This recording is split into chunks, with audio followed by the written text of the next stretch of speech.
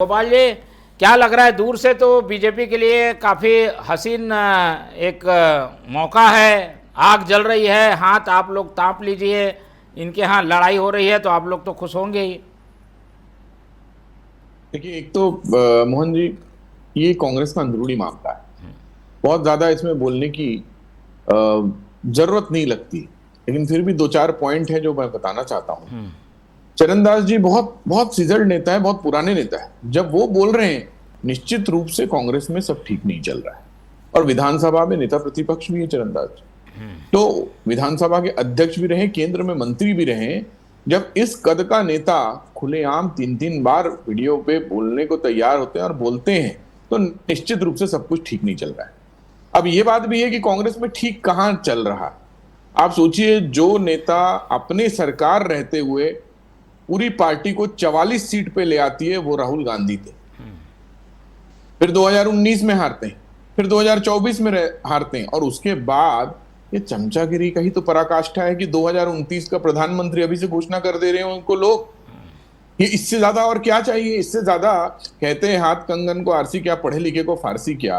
अरे चप्पे चप्पे में चमचागिरी छपा हुआ है कांग्रेस के पूरे पार्टी को लेकर, चाहे भारत के किसी कोने में भी पहुंच जाए आप। जिस बंगाल में एक सीट नहीं है, वहां राहुल गांधी का पोस्टर लगा के बोल रहे हैं कि 2029 में सरकार बनेगी। ऐसे कई प्रदेश है जहां कांग्रेस की एक सीट नहीं है लोकसभा में, पर वहां पर भी राहुल गांधी का पोस्टर लग जा रहा है 2029 के प्रधानमंत्री के हिसाब से। तो ये चमचागिरी थी तो क्या है? दूसरी बात, अब छत्तीसगढ़ में आते हैं।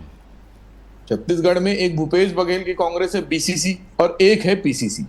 पीसीसी और बीसीसी के बीच में इतना खाई बढ़ गया है कि चरणदास जी अपना सीसीसी भी बना ले रहे हैं।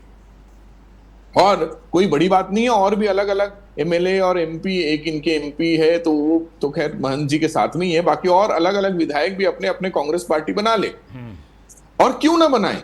जिस दीपक बैच के नेतृत्व में चार चार चुनाव पार्टी हार चुकी है, वो दीपक बैच को भी पार्टी हटाने का हिम्मत नहीं कर पा रही। और हटाएगी कैसे, जब राहुल गांधी को आज भी नेता मान रहे, सर्वमान्य नेता मान रहे पिछले 25 साल से, तो दीपक बैच जी के ऊपर कार्रवाई कैसे? गोपाल जी, लेकिन क्या क्या तो ये केवल एक ही पार्टी की समस्या है क्या? ऐसी संस्कृति तो राजनीति में ही परिपाटी है। इससे क्या बीजेपी अछूती है क्या?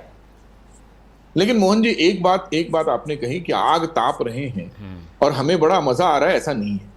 लोकतंत्र के लिए मजबूत विपक्ष भी जरूरत होती है।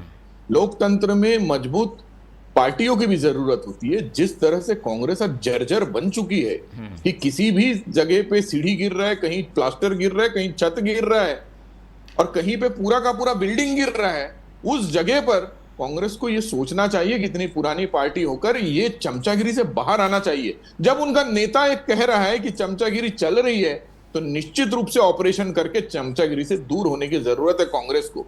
और जो अजय जी बोल रहे थे भाजपा के बारे में, मैं उनको बता देता हूं, आएंगे भारतीय जनता पार्टी वो पार्टी है